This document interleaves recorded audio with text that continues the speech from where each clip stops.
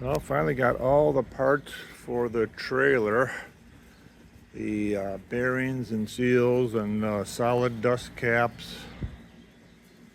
That e-trailer failed me again. They kept putting me off, and finally I gave up on them and contacted a bearing supplier I used to deal with, who I had tried contacting. Had to leave a message to the bearing supplier and they never called me back, so that's why I went with e-trailer to try to get the parts. E-trailer couldn't get me the parts. I kept getting put off weeks and weeks. Finally I called the bearing supplier up, got through. They got me most of what I needed. I needed 4 axle seals. They sent me 2 of one size and 2 of another completely different size. Finally got those replaced. So in the meantime, I decided to replace all my emergency brake cables on the tow vehicle, which is this 99 Suburban. I had just had the rear axle seals. I paid a shop to replace the rear axle seals. I don't like opening up a differential outside. Get one little piece of grit in there and you're done eventually. But I had them replace the seals, replace the brakes, of course, because they were all wet from gear lube. And I've probably had the vehicle maybe a week. I maybe put 100 miles on it. And this is what I got when I pulled this drum off. Wet as can be from gear lube. So whatever they did, you can see it's dripping on the driveway there. That's how wet it is. And that obviously didn't work out on this side. I'm not sure if I can replace these cables without ripping the shoes all off. I told them I was gonna, the shop that replaced the axle seals, I told them that I was gonna be replacing the emergency brake cables. They're 25 years old. I'm sure they're original cables to the vehicle. But I told him I was going to be doing that, and he was okay with that. I told him I wasn't going to clean up the leakage so he could take a look at it. But one of the reasons why I'm replacing the cables, not only because of the age of them, but I was having an issue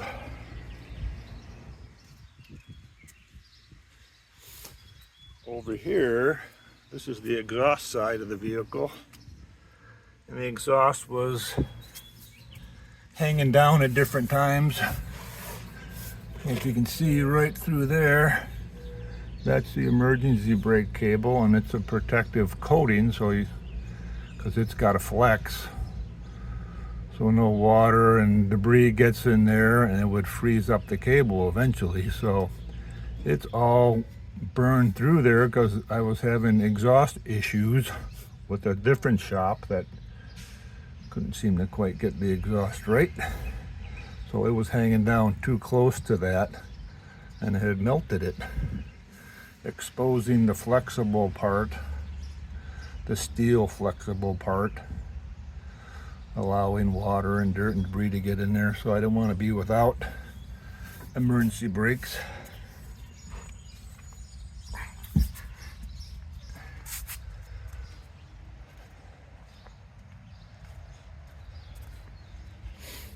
Also, when I do apply the emergency brake, which isn't too often, sometimes when I'm hooking up the trailer and I'm on a slight hill or incline or something, or when I'm parking, of course, on a hill, I'll put the emergency brake on, and it's been going farther and farther down closer to the floor, so I figured I'm stretching the parts out.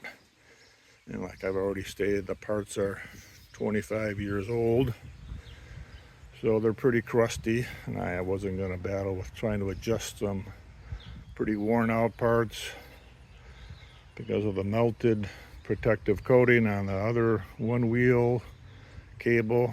I'm just gonna replace it all.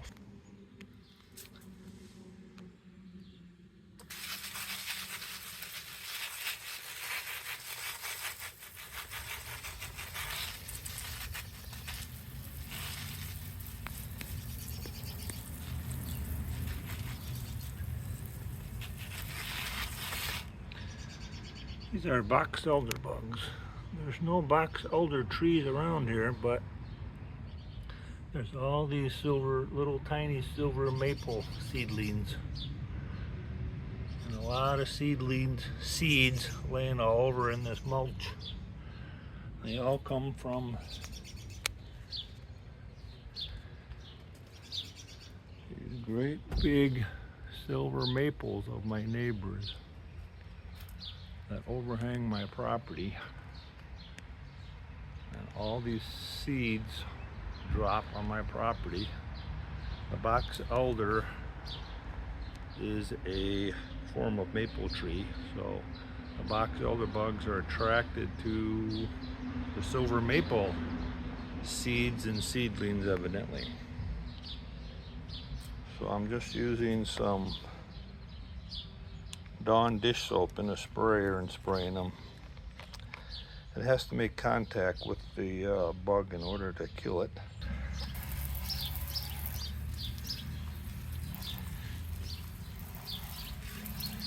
And they are just these little tiny things all over the place.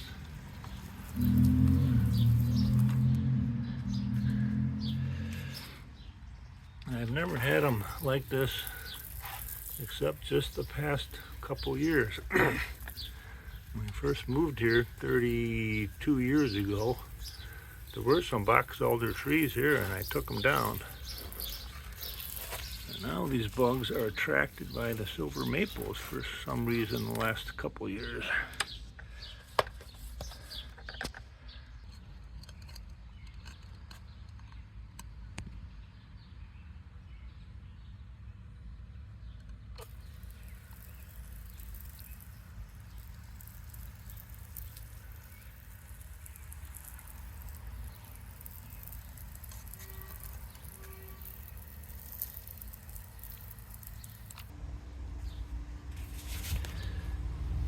This is what's attracting all the box elder bugs, is all this leaf litter and this helicopter type seedlings that fall from the silver maples. You can see all the seedlings that are half broken down there. This was all covered with box elder bugs a little while ago. I sprayed them all. But there's more spraying to do.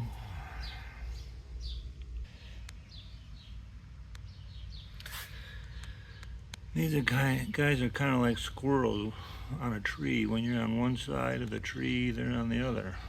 Where there's these legs to this carport here. And when you're on one side to spray them, they seem to move over to the other side. There's a more mature one there. Usually got these stripes on them. What I'm spraying are mostly immature ones.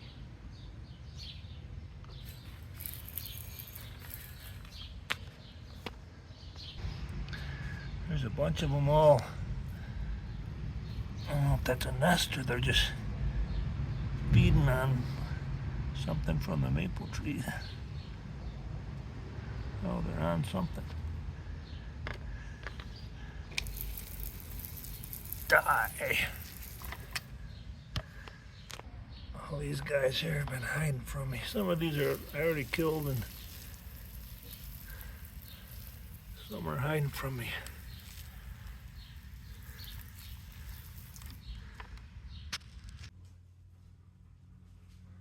One thing I want to add to this rototiller fuel system is an inline filter. Never had one since I bought it anyway. An inline filter and then a shutoff valve.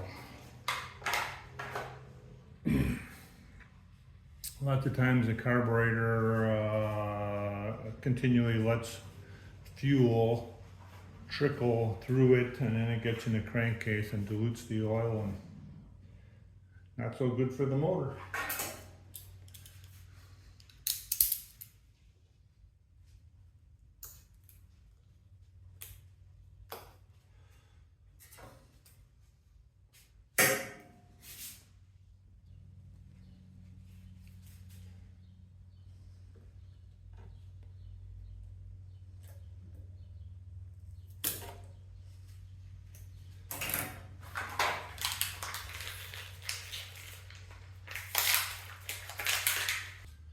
Then what I've learned to do through the years is on all things small engine related, I have this separate little plastic toolbox that I keep spare parts in.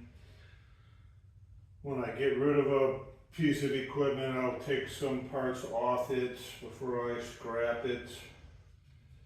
Sometimes I've ordered new parts and then just decided to go ahead and scrap the machine. So that's the case here. I have some parts. It's got a bunch of hose clamps in it, a little parts box.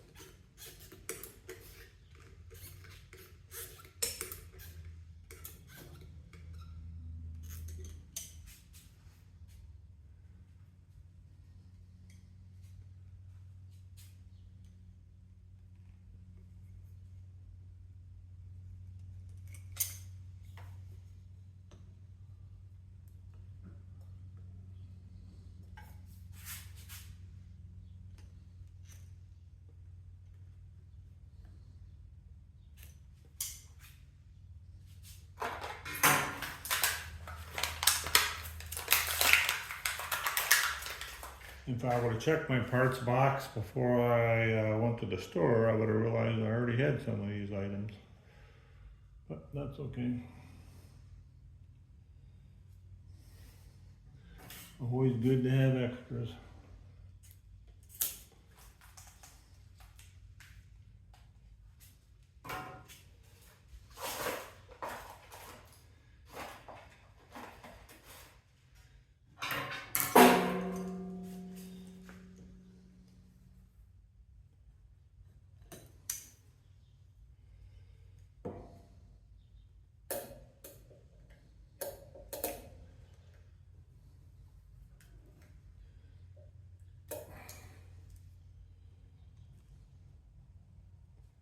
Such aggressive hose barbs on there, I could have got away without putting a clamp on there.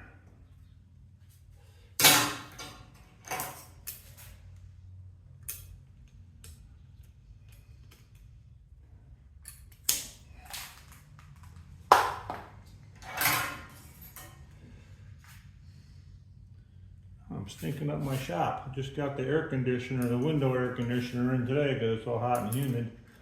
And now I've got gas fumes in my air conditioned space.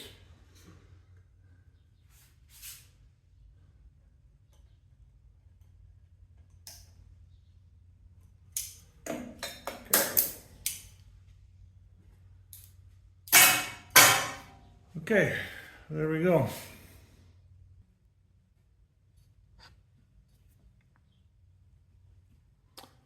That should work. And for the gas fumes, I actually threw a piece of cardboard down there because I knew I was going to be dripping some. And I'll just take that out and reduce the gas fumes in here.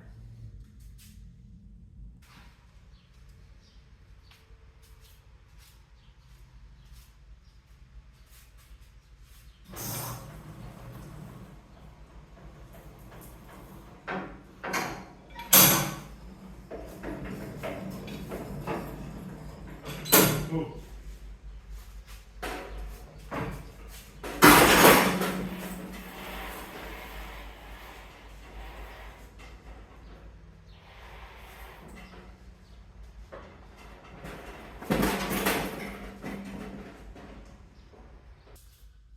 airbag on. Pardon the no shirt, but it is like blazing hot and humid out right now. So.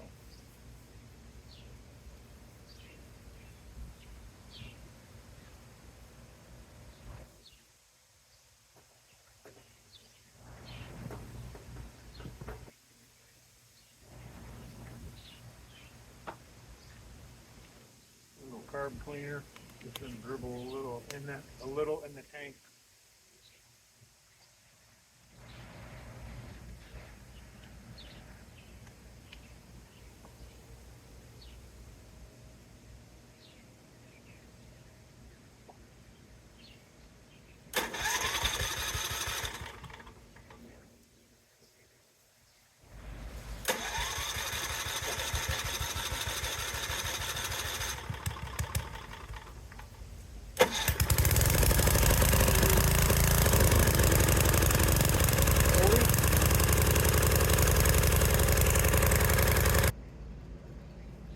So this is the toolbox I was talking about. I like toolboxes with trays because a lot of times I can put the necessary parts, or when it's just a toolbox used for tools, the necessary tools, and take it over to the project and bring the tools back and get them put away. But this is mostly just parts, all kinds of parts. You know, it's all going to fit back in there. Give it a try.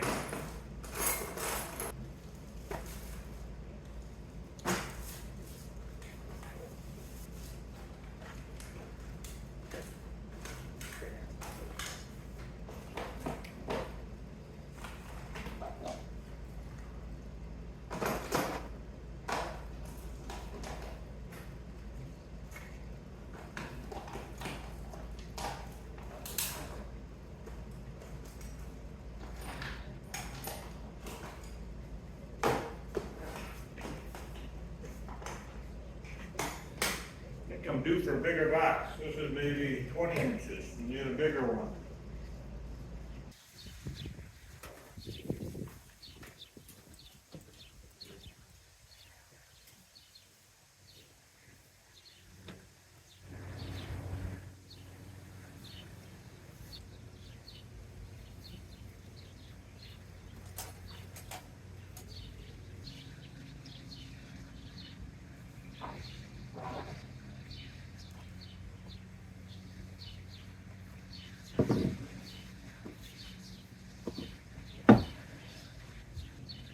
Get out of there.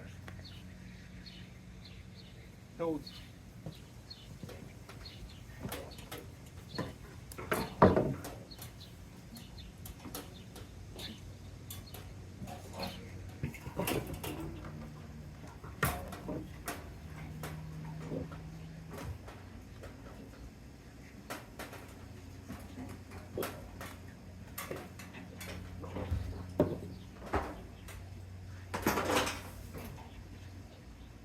Tight parking.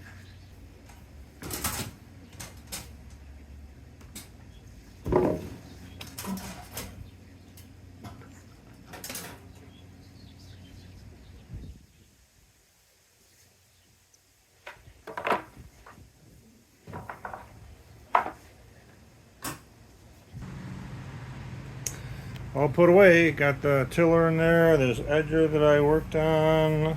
I had to straighten out the this plate here was all bent up, and it wasn't allowing the choke to come on anymore, so I had to straighten that out. Oil change and all that good stuff. But yeah, this was a lot of cardboard boxes getting ready for the move, so we filled a lot of the boxes, took a lot of the boxes out so we could get all the yard machines in there and get them out of the garage. So I have a little bit of project with the garage floor I'd like to tackle before we put the home up for sale. That's that. Yeah, it's hot, isn't it, Magnum? There you go. Put your head on that cool floor. Good boy.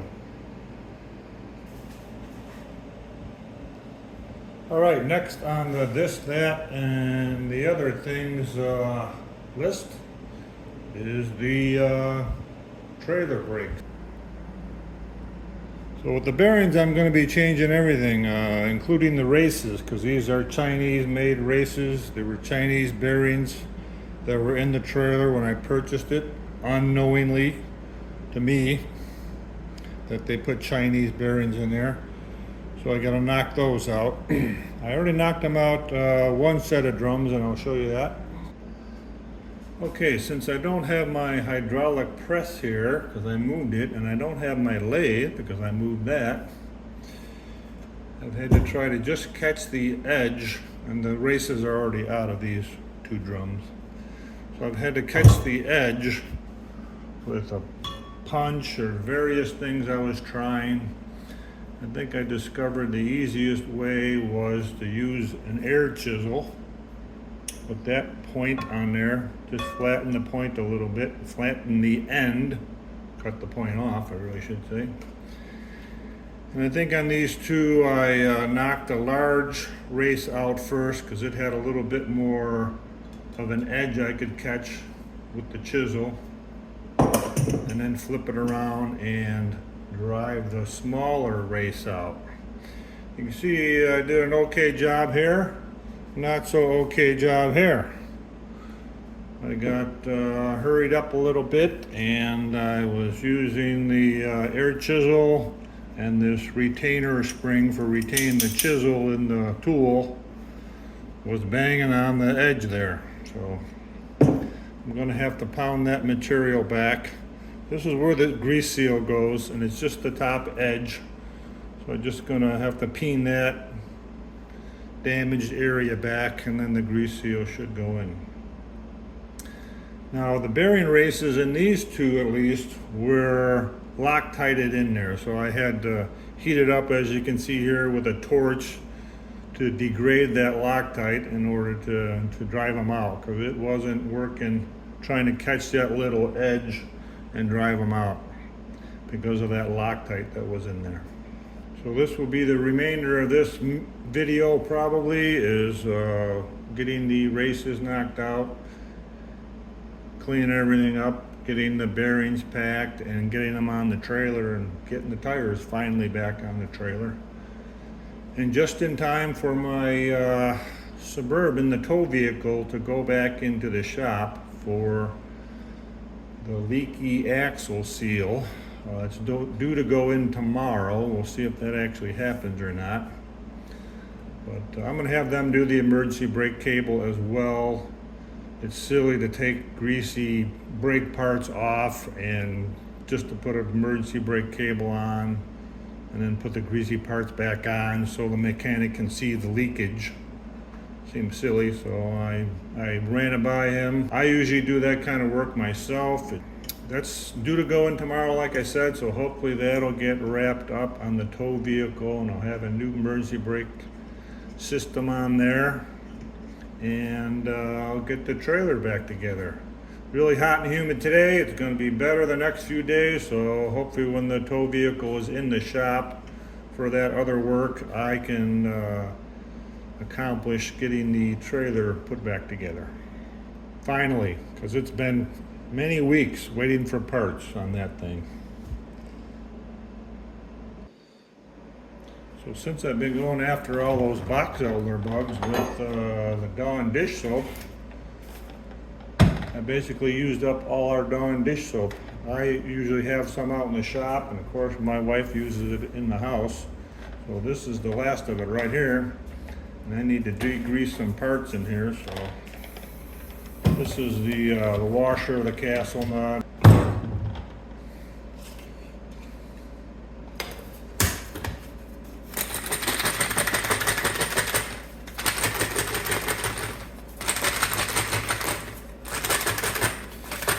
That'll get most of it off, and then I'll dry them off and spray them off with some brake cleaner.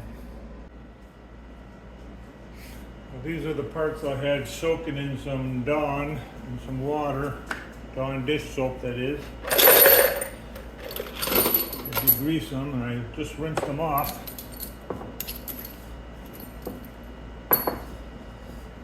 gotta dry them.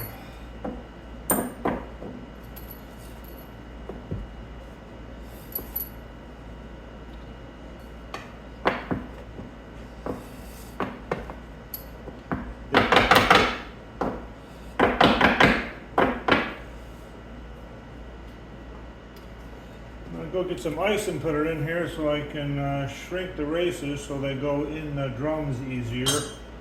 I started to put this one in, it's pretty firm, so and I want to put some Loctite in there.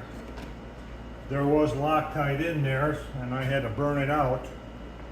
Had to heat this up to degrade the Loctite so I could get the races out. And this is not a very smooth machine surface in there, so this is just going to be pressed in on the high spots of that rough machine surface. The surface for the larger race on the other side is pretty smooth. But yeah, I'm going to shrink these.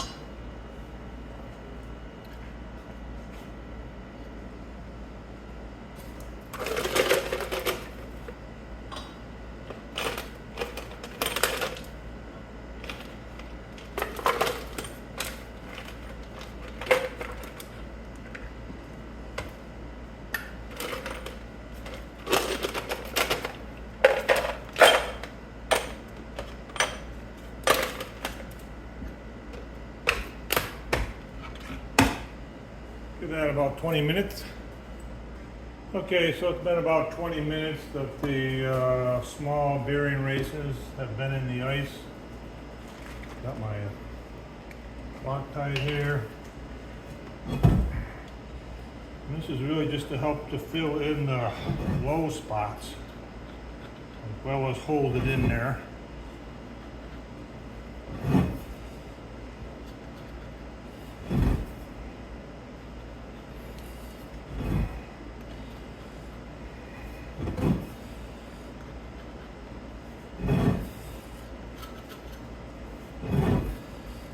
Go to O'Reilly's to get this. It was almost $40.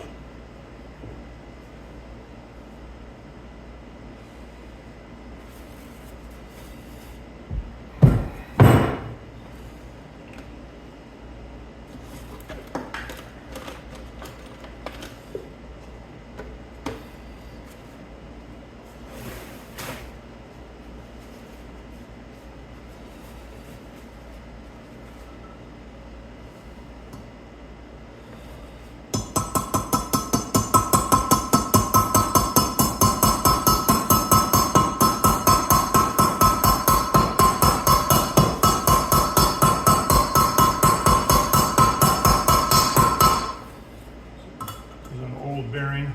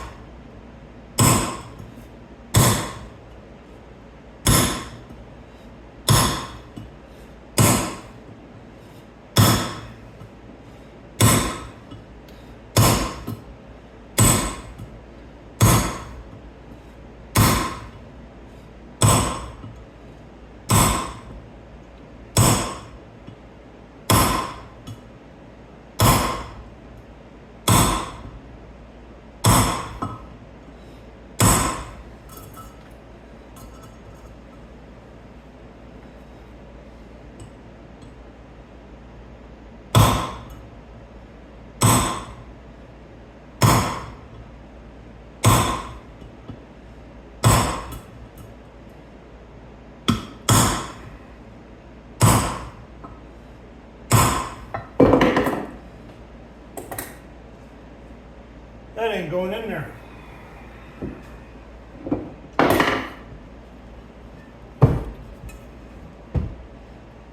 That's just wonderful.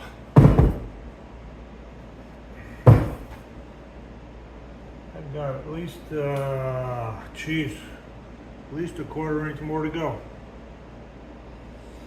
Yeah, I'm not going to be able to do that. That's too much on my hand and wrist there. Alright, so I just pounded the race back out. I didn't have the camera on there, but I have to block the drum up to do that.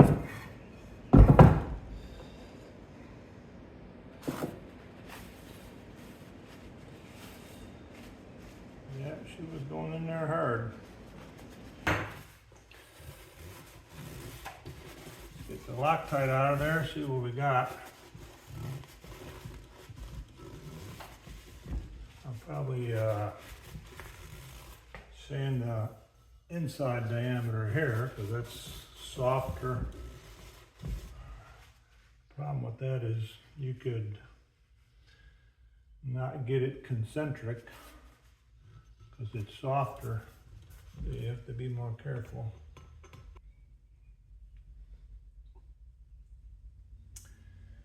Yeah, I bet when they bore this, the wall is not consistent. The diameter is not consistent. You get down in there, you could see when they put the other race in there, they really were pressing it in there. You can see how it scored it up. Up near the top, it's fairly smooth. So up near the top of the bore is probably wider than the bottom of the bore, or as you go down towards the bottom of the bore. So that's where I'll try to concentrate more towards the middle to the bottom there. I'm going to get some measurements. Well, my largest telescoping gauge doesn't go that far. Just measuring with the dial calipers, I can only get it in half an inch. Get 2" 440, and that's what the put it back in the put it back on ice already, but that's what the race measures, 2" 440. Like I said, there are some high spots there, and of course, even if I could get in there with my dial caliper all the way down there, I'm going to be measuring the low spots, really. I took this dowel pin, put that in there, and used my telescoping gauge. That way, I do get 2" 440, but it doesn't show me if, you know, this is a larger diameter than down in there farther. Got the telescoping gauge down in there, but still, again, the dowel is going to settle towards the larger diameter against the wall, and the telescoping gauge is going to tend to settle against the larger diameter. I'll show you how rough it is if I can. Turn it this way. I don't know if the camera's getting that, but not a great machining job. And you can see where they're made, China.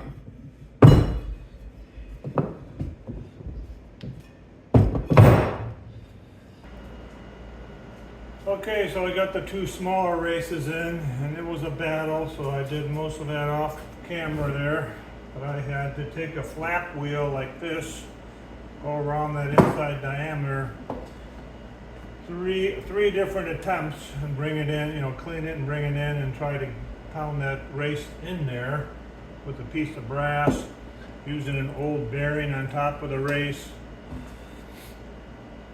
Finally, I just had to take, I didn't have anything large enough diameter to press evenly with just pounding one thing rather than, you know, working around. I wanted something to drive straight down once I got it down in there a ways.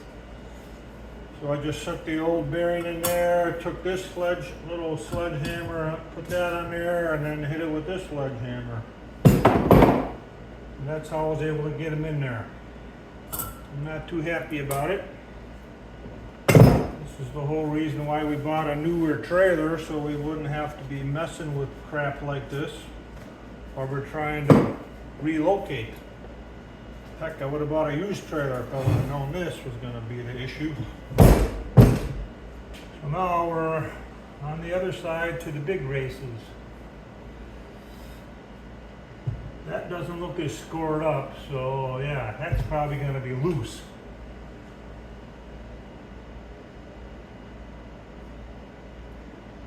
Wonderful. Oh, cha-cha-cha-cha. Pretty hot. This is fun.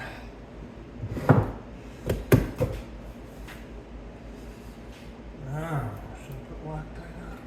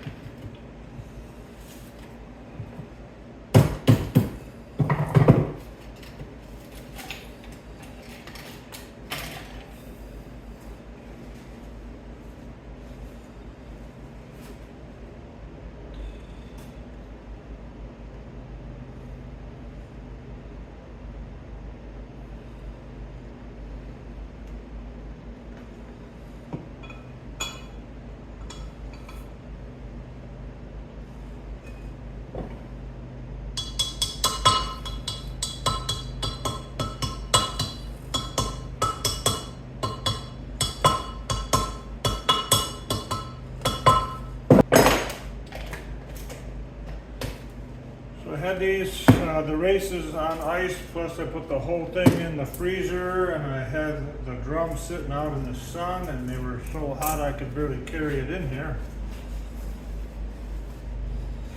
And that went right in there.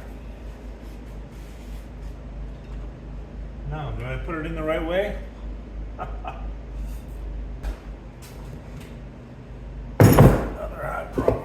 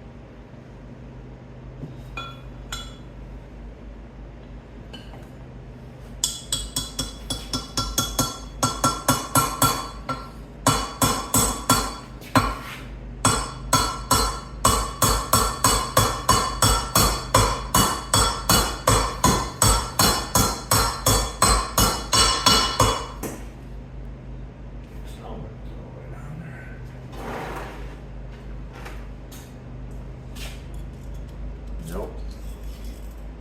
It's not down there. Oh, ain't gonna go. Jeez. This is ridiculous.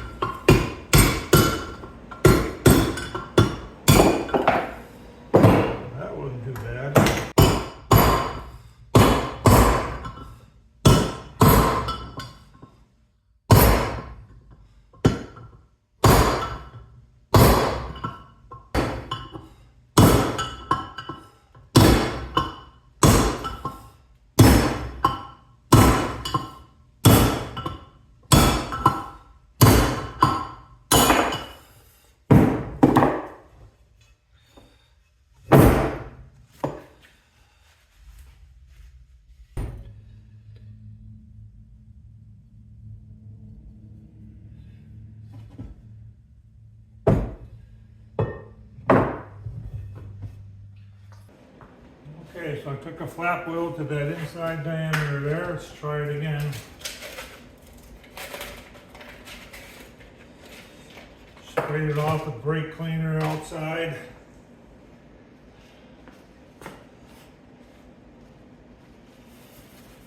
Oh, this got some material on it. Gotta get off.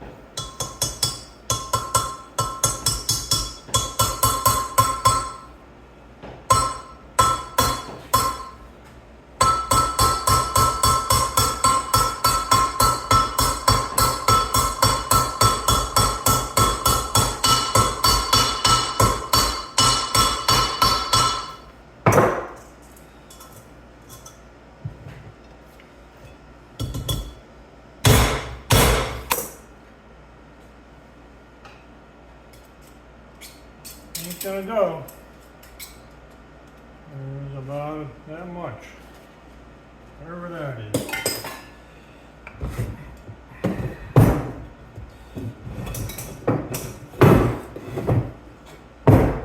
That pretty much tells you that that bore is not the same diameter from top to bottom.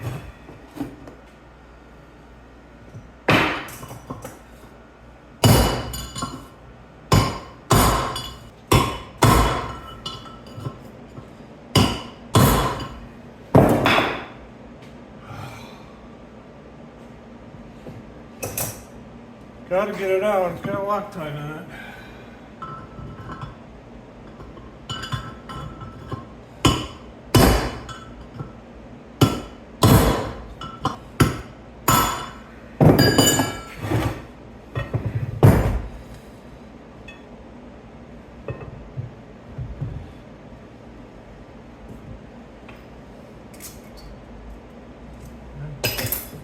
I barely moved it.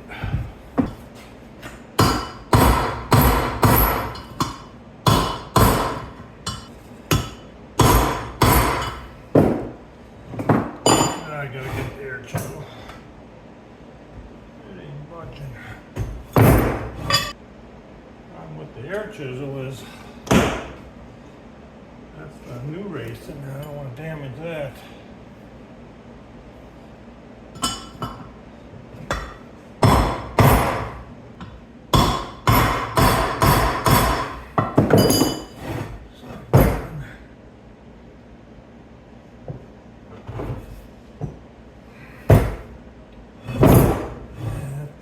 Budging. Need to do it.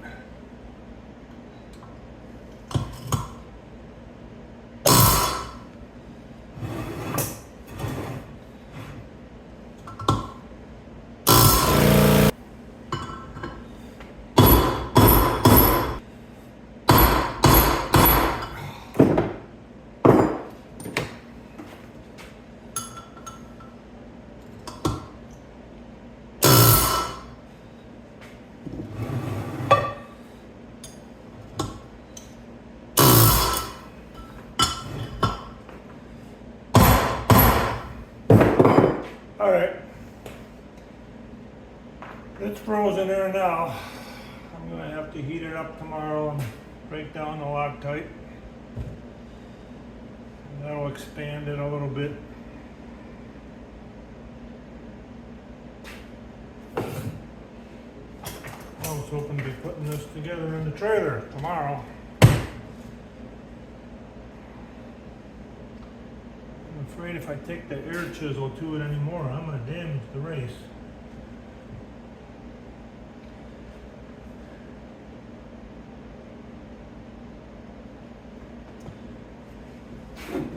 Gotta be tomorrow, gotta be heat tomorrow. That way I can straighten out my brass. Probably cut it off with one of my angle grinders. I don't think I budget trying to get it out. I got it in most of the way.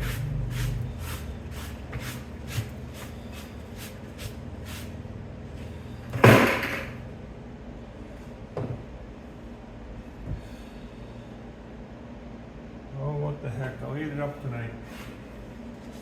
That way the Loctite won't be fully set if I do it right now.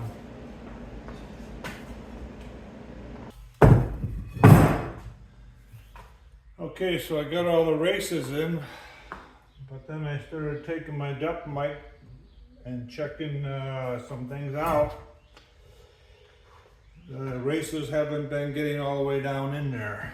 They're close, but they need to be all the way down against that shoulder there in order for the stack to work out right.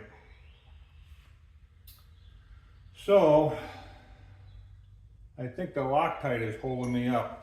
I put the Loctite in there to take up the low spots and the crappy bore job in these Chinese drums. And I think the Loctite is preventing me from getting all the way down in there. I think it's hardening up as I'm putting it in. Plus, the only thing I have to pound on is an old bearing, and I think that's spreading out every time I hit it. It's spreading the race out. It's digging into the bore or putting pressure on the bore, especially those high spots, and it's not getting them all the way down there. So I've heated all the drums up already with a propane torch. So I'm going to knock all the races back out, clean them all out, and I'm just going to put them in there without any Loctite. So back to square one.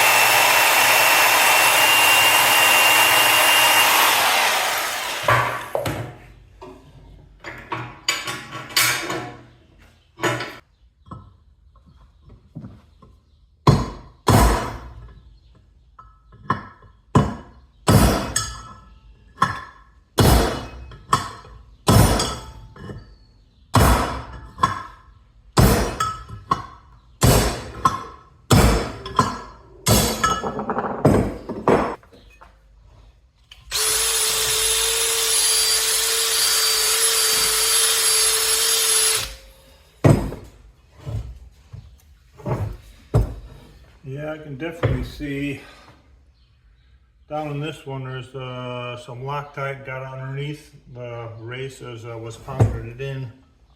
You can see it right there. And so I could get a feeler gauge in between the bottom of the race and the bottom of this shoulder in here where it's supposed to be up against. So that was my issue. Loctite was a no-no.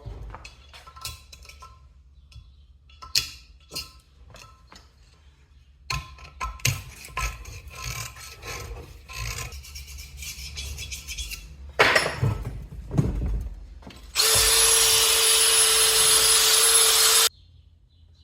think I'll do all the big ones because they're easy to knock out, because there's more I can catch with the brass.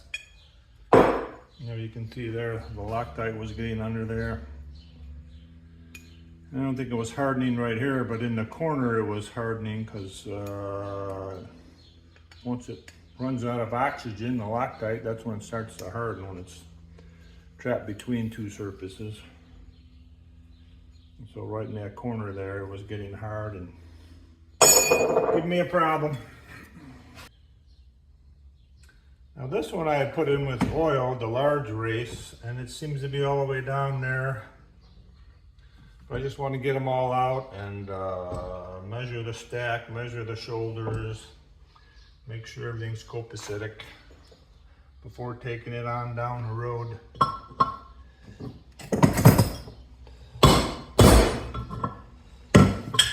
This one should come out easier.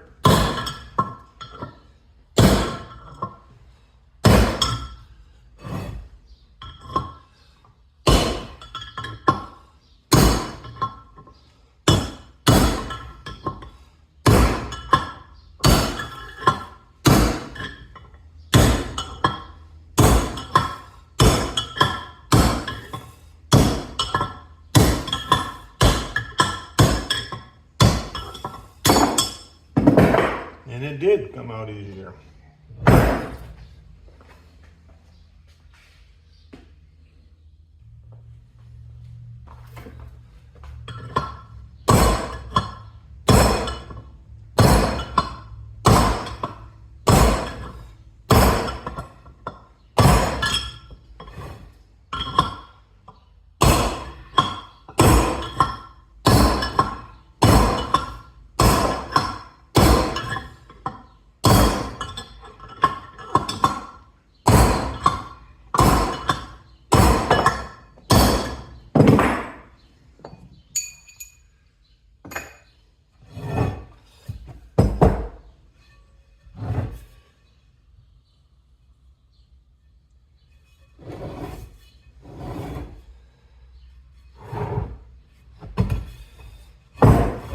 Looks like it's coming out even.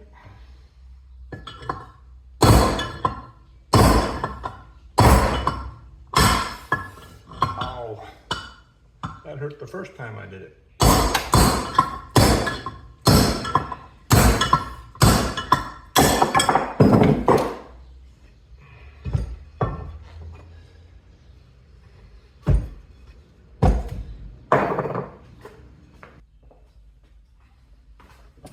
On to the small races now. Almost got this one out.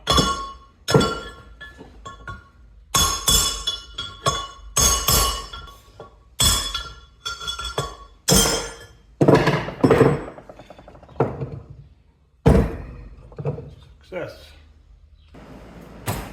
I went to my local parts stores, which is an O'Reilly's and a Napa, to get some type of bearing press or bearing race installing tool. O'Reilly's had a pretty basic, pretty cheap one.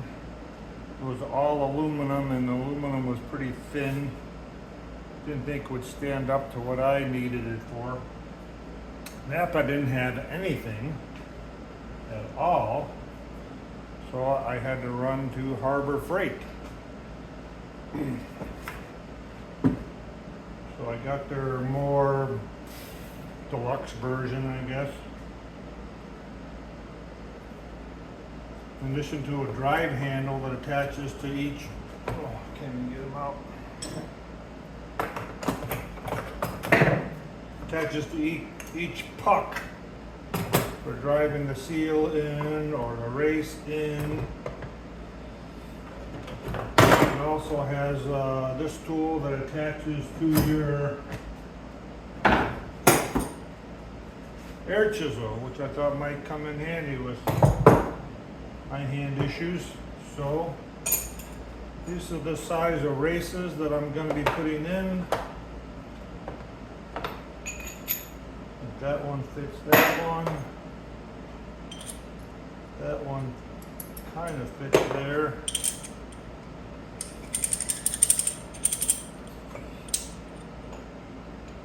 This one will, I think, do everything with driving it in. I think I might have to use two separate ones to try to deal with this one. This kind of sits on the taper. Doesn't quite go all the way down in there. This one's kind of on the small diameter, so it doesn't really cover the surface well for getting a good push. So we'll see how that goes. Also have the first couple sets of races on ice, not loose ice cubes, but ice packs. I won't have to deal with the ice sticking to the race and the moisture on there that I gotta wipe off, because as you're handling it, it starts to warm up just from your hand. So you're losing a little bit of effectiveness there on the whole shrinkage.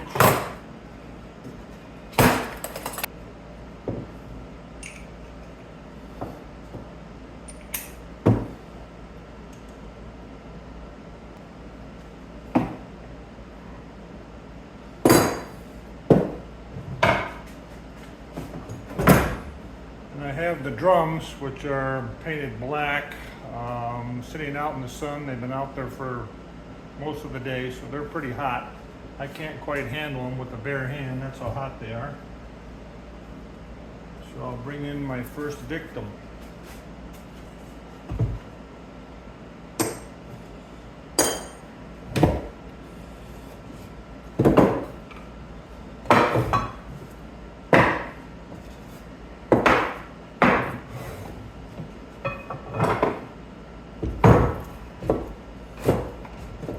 For the bigger race first.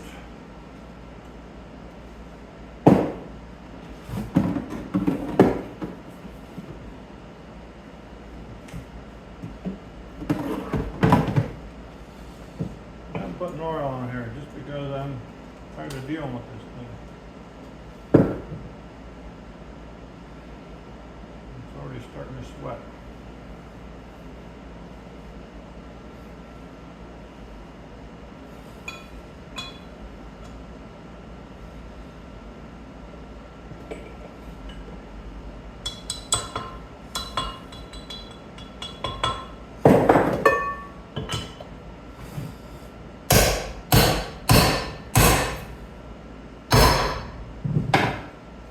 Sounds good.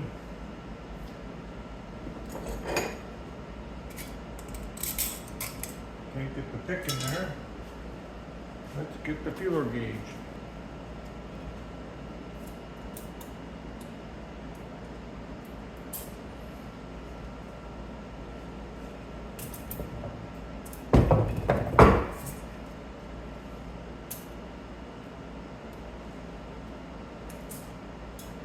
Okay, can't get a 1.5 in there. Now, since I got this thing here and it's hot from the sun already, so flip it around and get the small one in. Just I gotta change the pucks here.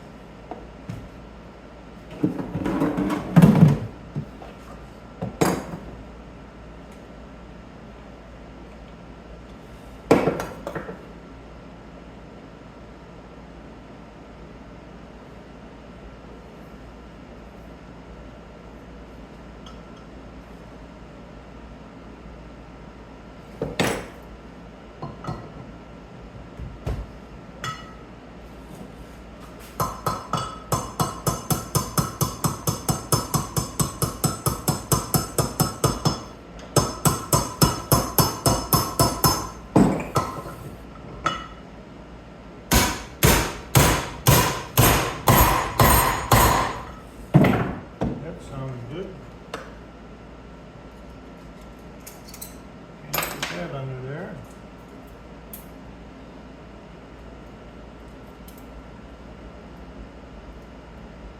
A little more difficult to try to get this shim underneath the bottom of the race because it's a smaller diameter hole I'm trying to get my fingers into. Okay, I'd call that one good also.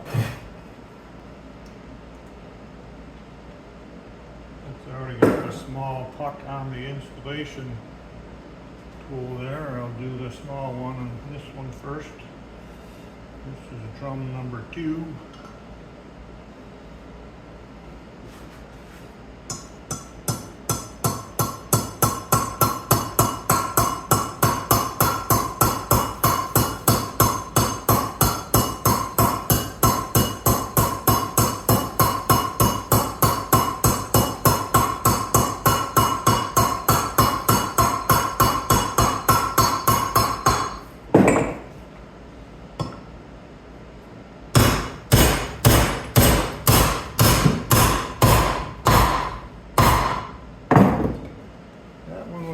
more scary there. You don't want them to go down right away.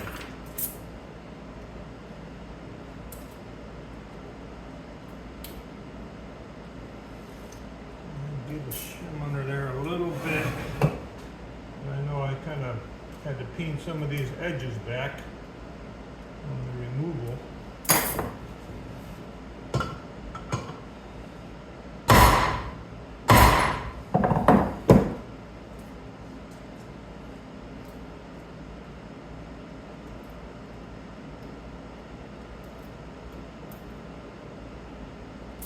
That did it. Even though it sounded like it was hitting solid on the shoulder, it might have been bouncing up there. Okay. Happy with that.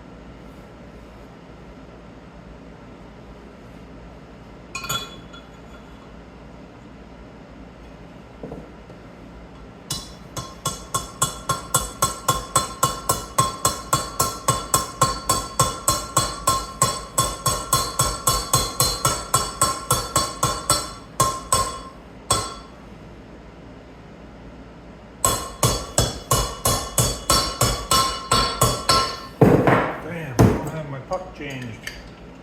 The race is heating up. That was my bad.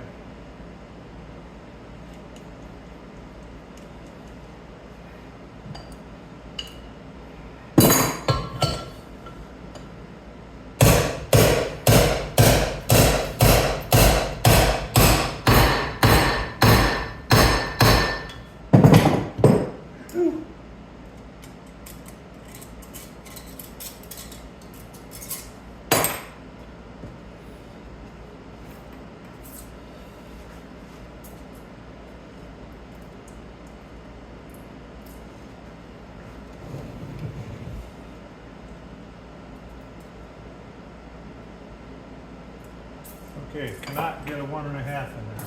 So, calling those too good. Now I gotta cool down the other 2 sets of races before I start on those. The drums,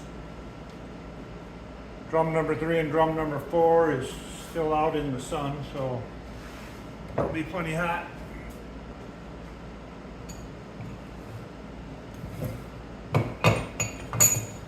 I am keeping these in match sets as well.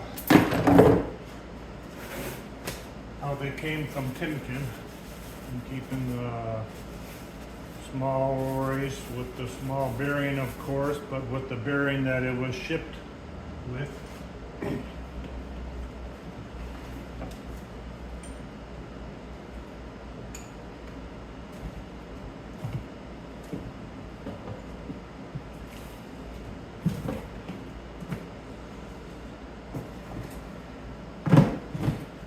Now, those were not nearly as cold as when I had those races on actual ice cubes. It was very cold. But I did a lot of sanding inside the ID on the drums to get rid of any high spots before I started this, before I even went and got the tool. I just wanted to hurry up and get them in today because the sanding, putting pressure, moving my hands usually puts me down for a few days. So before that sets in, if it's going to set in, sometimes it doesn't. I was hoping to get moving along here and at least get the races in all the drums. So I got the large one in there, so when those races cool down, I'll bring in drum number 3. And I'll move my blocks of wood all set for that. So the high spots I had to sand down in the ID of the drums, mostly from the initial installation from the manufacturer, because I could see when I first took it apart and took the drums off the trailer, got the seal out and the bearings out, and wiped the grease off, I could see that they had a battle and there was some galling in most of the diameters, most of those bores.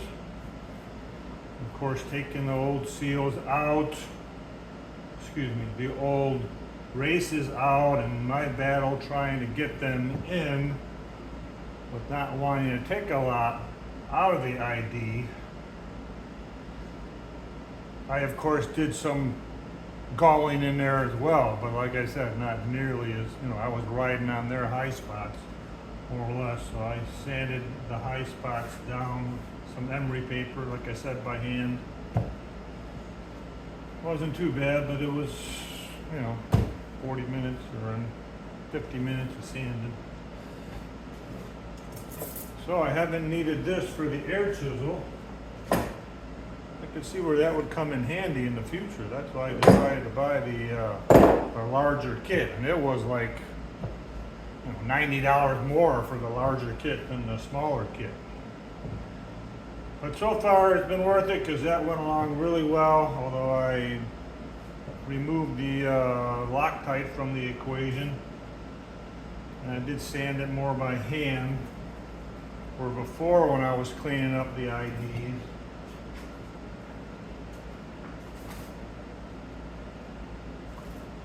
I was using this flat wheel because I wanted to try to maintain the original shape of the bore. But the sanding by hand went by well. I was just, going on the high spots, putting more pressure in the high spots, of course, to get those down. So we shall see.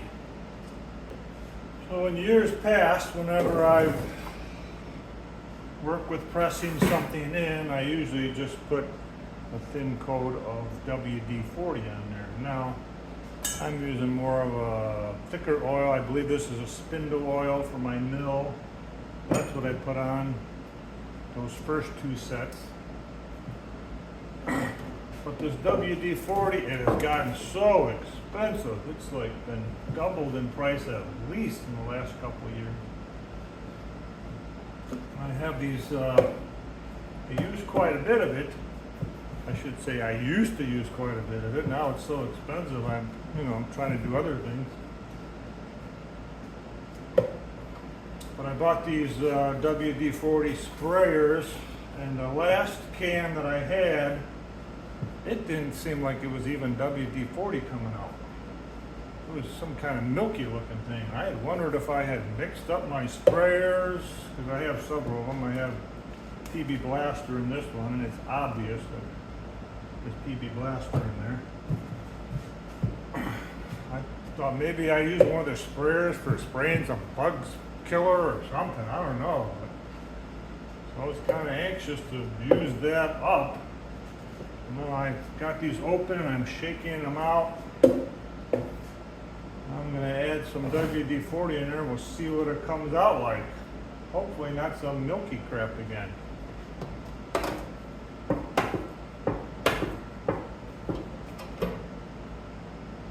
Oh, there's nothing even to pop out of there. Never seen that before. I've always had to pull a plug out of there.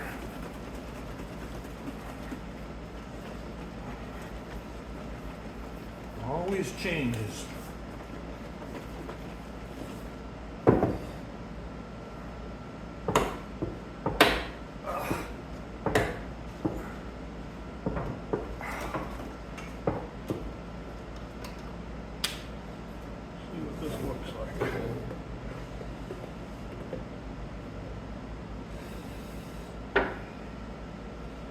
Looks like WD-40,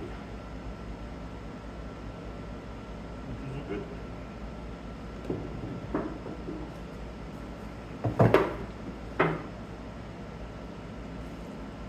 That looks cloudy, but that's what it's supposed to look like. Not milky looking anyway. So, got those filled up. I remember when this stuff was $8 to $12 a gallon. Now when I was in Harbor Freight, I saw it, I think it was $35. And I know it's cheaper at some other stores than that, but still, it's like triple the price.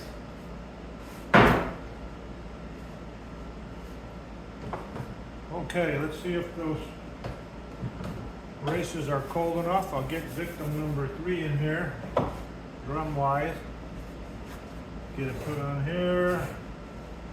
Got my oil ready. Got my large driver.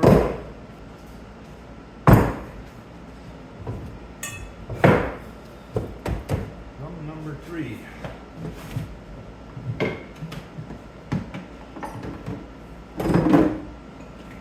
Race number 3. Oil number 3.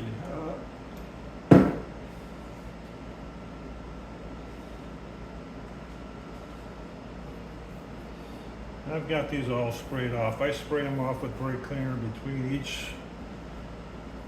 each attempt here. I've gone through a lot of brake cleaner. My wife bought me 4 more cans today. I think she bought me 8 cans total.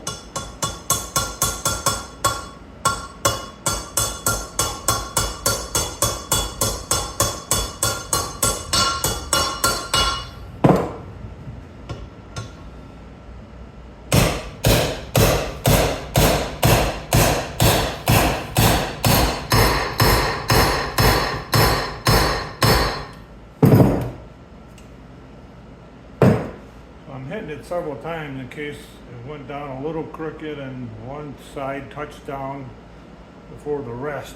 I know before when I heard it hit, I stopped.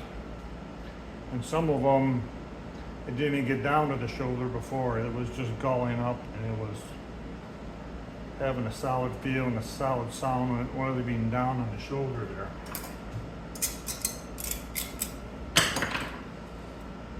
Pretty sure this is down there.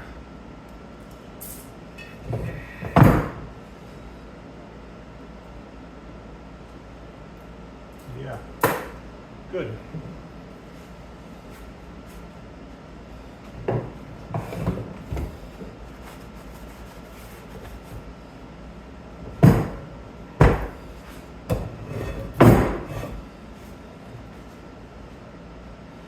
Yeah, now this bore is galled up on half of the whole diameter there. As was probably some other smaller bores that I already did on the first 2 drums. This is drum number 3.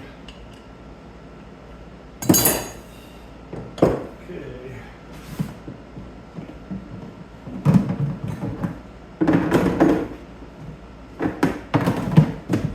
Race number 3.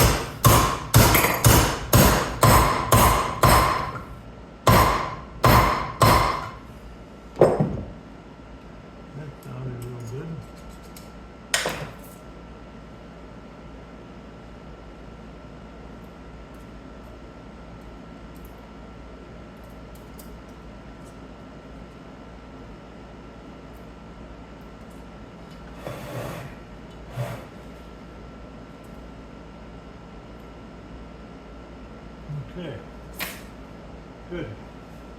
3 drums. This is going along just swell.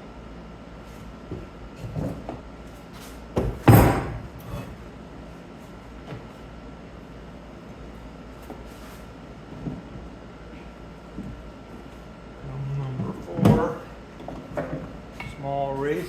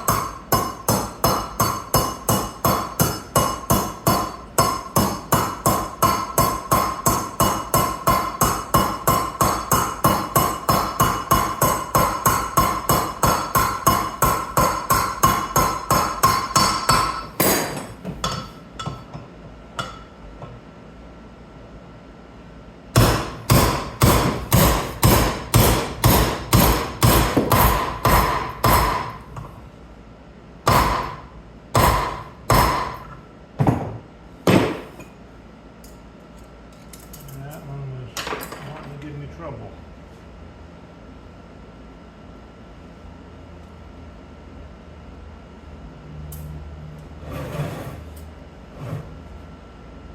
Check that in 3 places.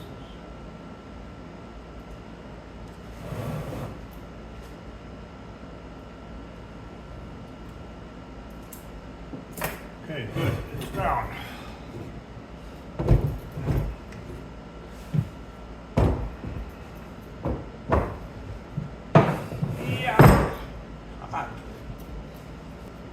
Last one.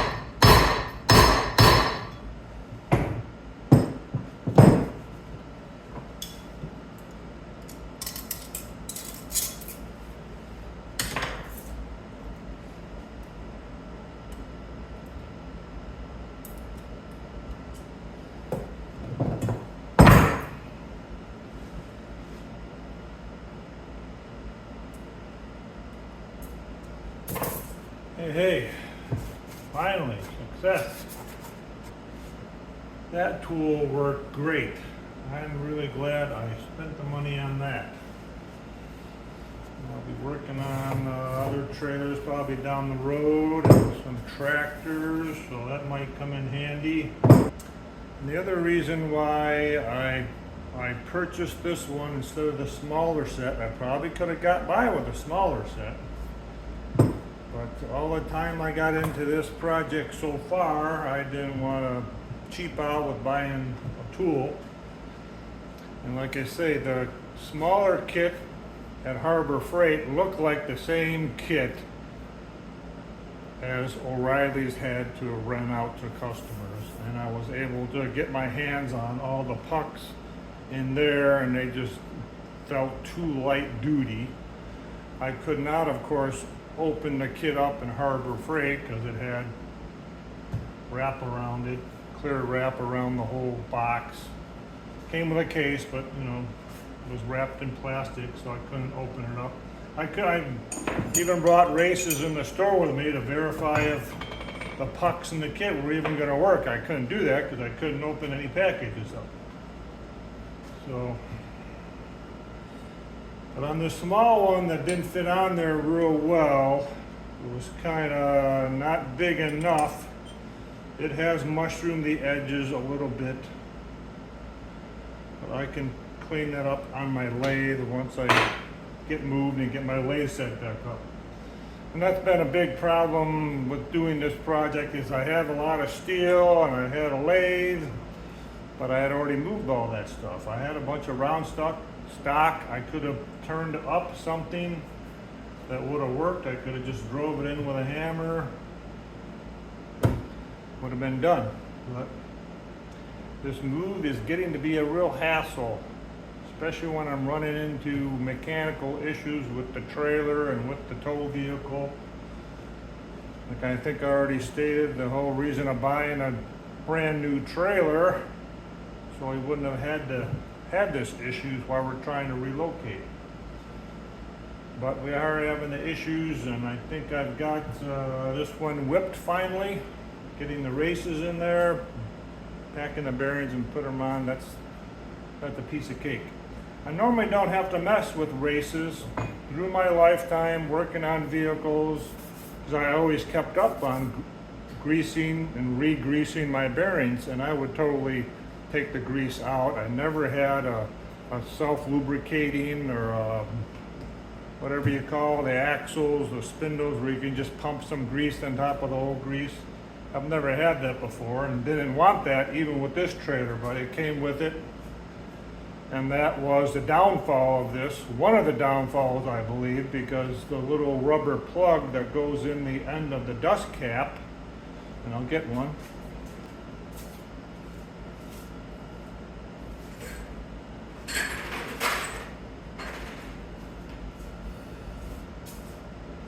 This is the dust cap that came on it. It had this plug, and you pull the rubber plug out and they come right out. They're not in there that tight. So it's not that tight of a seal. And when you pull the plug out, then in the end of the spindle is a grease circuit. You just pump some grease in there. I never quite understood why you would want to do that. I would always take the dust cap off, take it all apart, remove all the grease, check to see if there's any metal in the grease, repack the bearings and put them back together. I know I've replaced some races sometime in my life. I don't recall it ever being on a vehicle, especially on a wheel. So this was kind of an experience for me, not having my normal equipment, machine tool wise, and you know, like I just said, the metal stock, so I could turn something up and get the races out and back in. So I'm plus one more tool set now. I don't know where I'm going to store it. It's kind of big. My mechanics tools, I'm able to get them in a shallow drawer in a toolbox, but this comes in a big case like a cordless drill or something. So I'm glad about it. I'm glad that part is getting behind me now. Just another look at this kit. Aluminum bearing and seal driver set, they call it. And the larger set does come with more pieces. I think the smaller set had like maybe this many pieces in it. And one smaller, like I said, the smaller handle wasn't this big, and this felt really solid to me. I just felt I was getting a really good dry when I was hitting it with a hammer. And it's made for that, hitting it with a hammer. So, yep, that's that. Here's how I was keeping the bearings in sets along with the races that were in the same package with them. Just went 1 through 4, the smaller and the larger. And of course I checked a lot of things to verify the numbers, make sure the stack was good and all that. I'm not too concerned with that. I was concerned with it all. So I'm thinking I'm putting some good American-made bearings in these Chinese drums. What if there's something wrong with the stack, and I'm gonna just quickly ruin the good American-made Timken bearings that I'm putting in there. So that's why I checked that out. These axles and drums and parts were, the brand is Lippert, L-I think it's P-P-E-R-T. Yeah, I'm not happy with the quality as far as the bore is pretty rough. And when they shoved the races down in there, they weren't that careful and just galled the crap out of the bores. So yeah, down the road I'd be looking for some other axles, American-made ones with American-made bearings for that trailer or any trailer. I would not probably ever buy a trailer that had Lippert axles on it, unless it was some junky trailer and I was gonna redo it. But definitely, just like buying a car, you gotta look into the history of the engine in that car, the history of the transmission. On a trailer, you'd want to look for, and I did not do this, the history of the reliability of that brand of axles for a trailer. I would definitely do that if I were to ever buy a new trailer again. Used trailer is going to be hard to tell unless you start pulling it apart. But a new trailer, the dealer will have a list of how the trailer is equipped, and you'll be able to tell from that what you're getting. Okay, so I have the large bearings packed with grease. That's the large bearing that would be towards the inside, towards the trailer. Those bearings have to go in first, then the seal goes on top of that. Then you put the drum on, the spindle on the trailer, pack this bearing, put it on, put the washer and the nut on, the cotter pin. So we'll see how this goes. I usually just use a hammer and working around there. But since I bought this installation kit, I'm going to try to use this once I get it going in there straight with just the hammer. I'll try that just for giggles.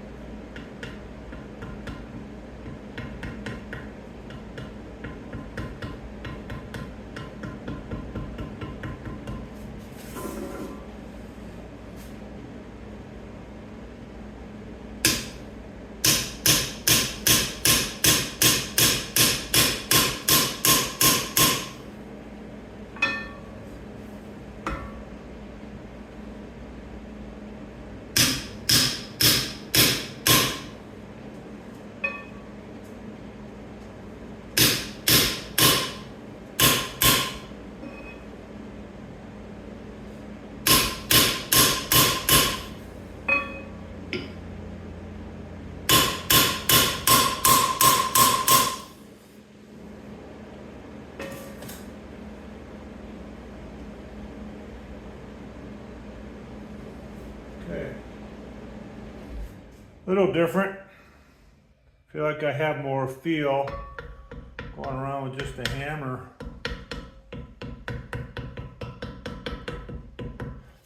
Because I had this seal kind of cocked. It was hard to notice with this big contraption on there, but I had to get it on an angle and to get the seal in there straight.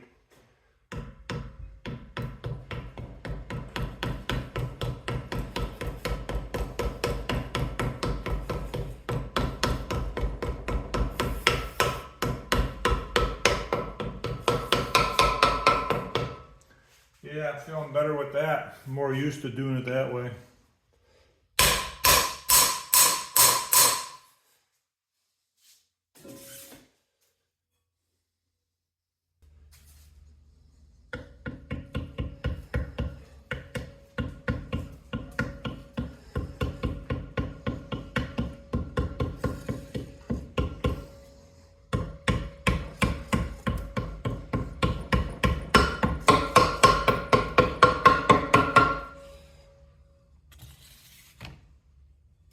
These are going in pretty simply.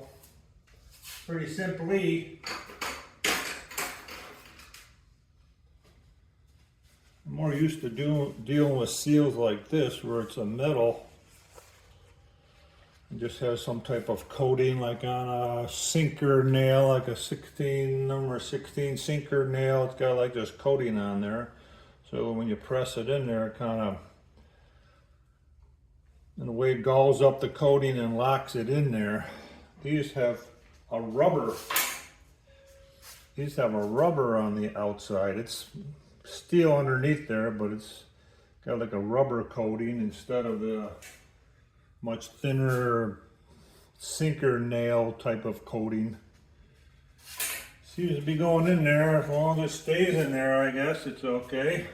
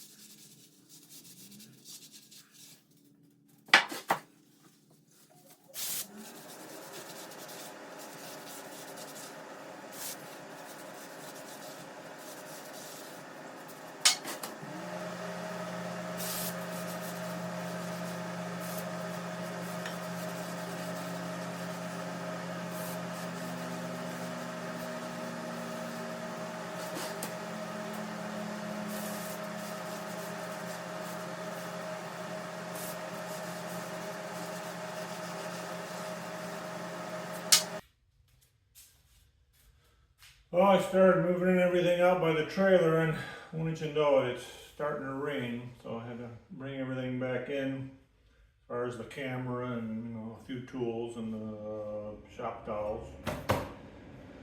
So I'll just pack the small bearings and put them in the dust cap after I let this shop air out from all that brake cleaner smell. Okay, for those of you who have never packed a bearing before, I'll show you on this new bearing, because it's clean, doesn't have any grease in there, so you can better visualize what that means, packing a bearing. Basically means just getting all these needle bearings, these round needle bearings, roller bearings, surrounded totally by grease, packing a bearing. So just scoop out some, get it in the palm of your hand there. And you just start forcing it in from one side, usually this side. And you'll see it's starting to come up there. See where it's round top there.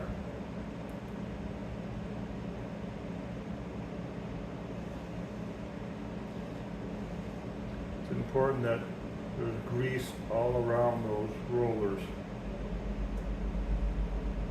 Because there's a lot of pressure. The whole trailer weight is being supported by these bearings here. See how it's coming out of there like that? That's what you want all the way around it.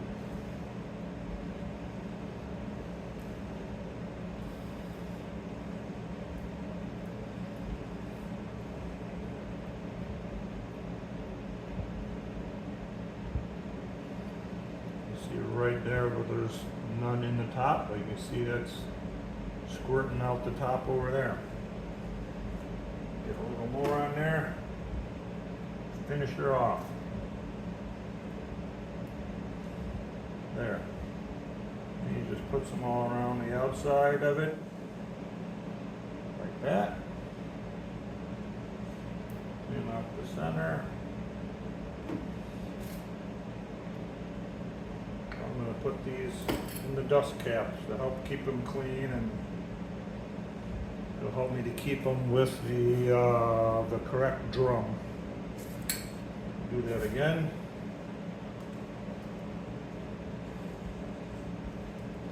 Scoop out some grease and just start forcing it through. This is a little wider on the back, a larger diameter of the bearing, so it's easier to get the grease through there, push it up towards the narrower side.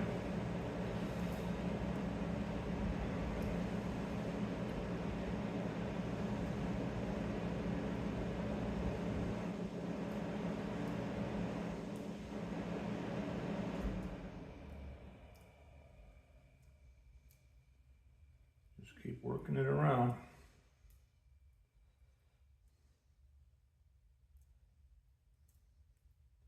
If you're not sure, go over the area again. But it's very important that their grease is all around those rollers.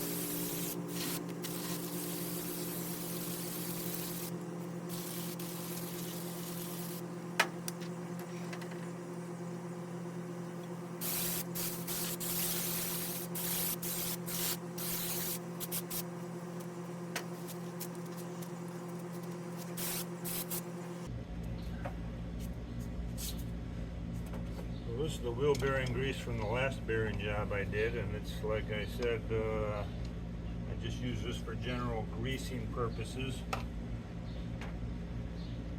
And that would be, since I've sprayed this so heavily to clean any grease off of here, because a couple of these axle seals or grease seals were leaking.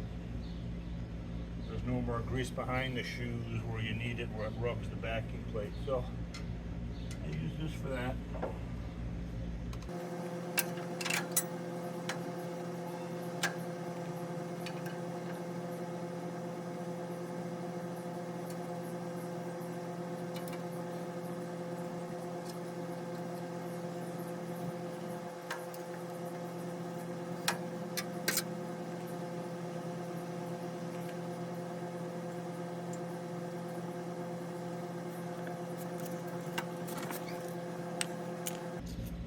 These labels that were stuck on the backing plate, I'm making sure I get those off, because like my horn and my steering wheel, the label fell down in there and caused problems. Wouldn't want this falling down in between the magnet and the drum and causing an issue there.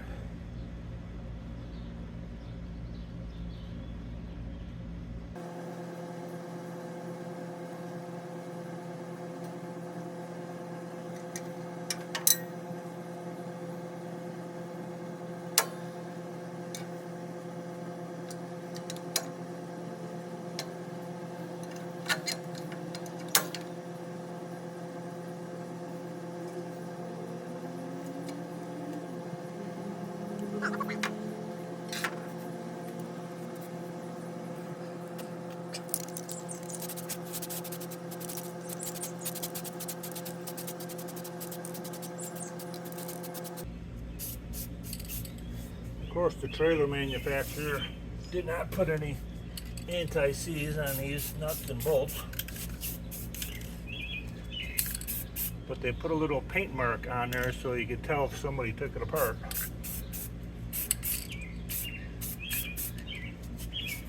Whatever.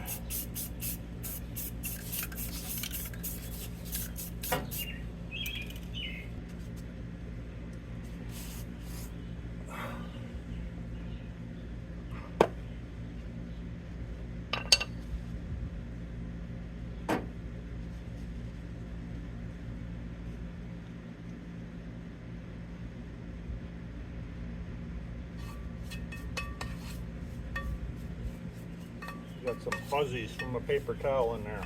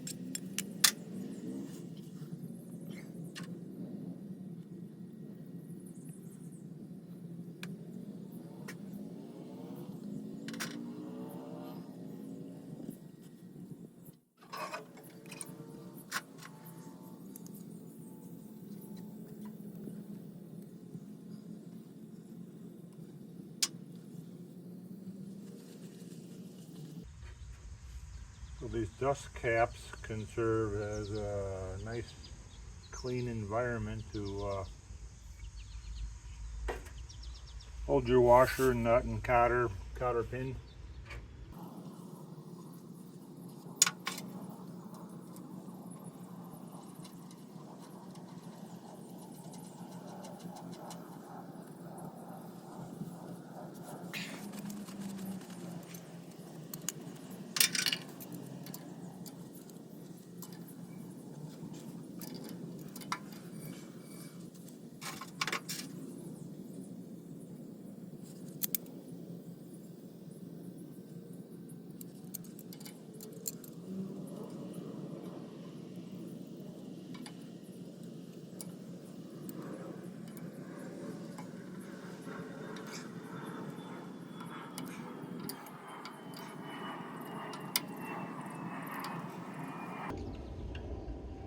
Really should have some needle nose for that.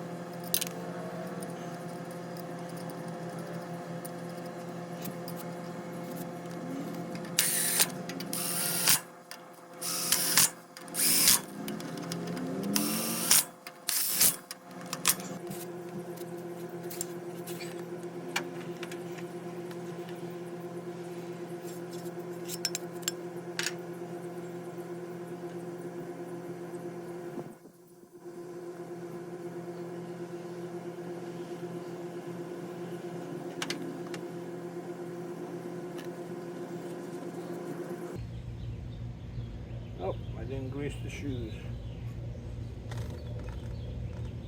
Good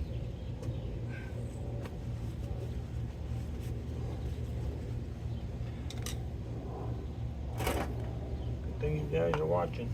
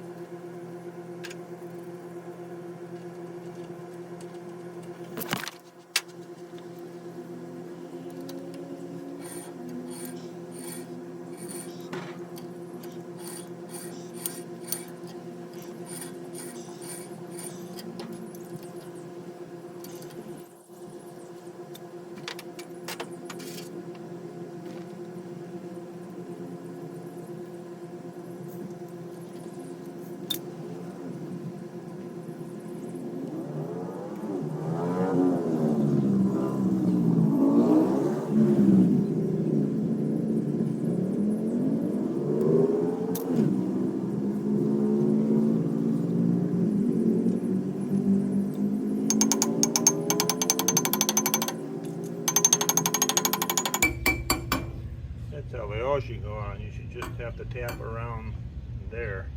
Those other two were pretty tight.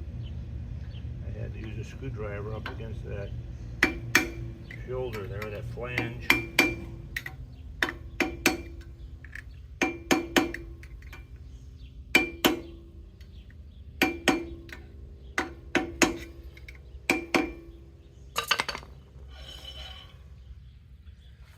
Okay, moving on.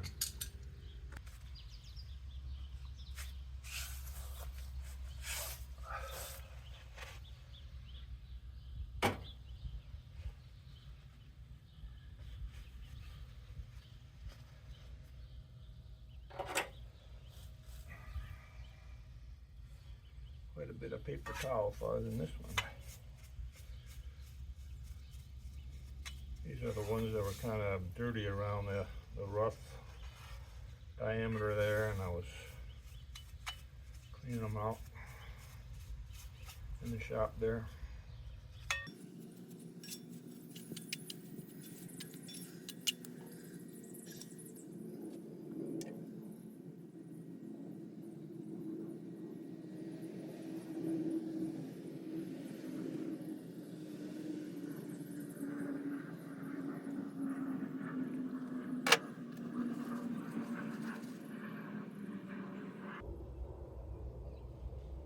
The other seal went on there a little tight.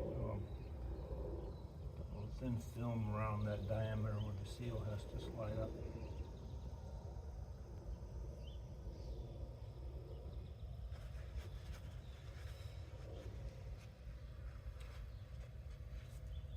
Oh, I didn't grease that. That one.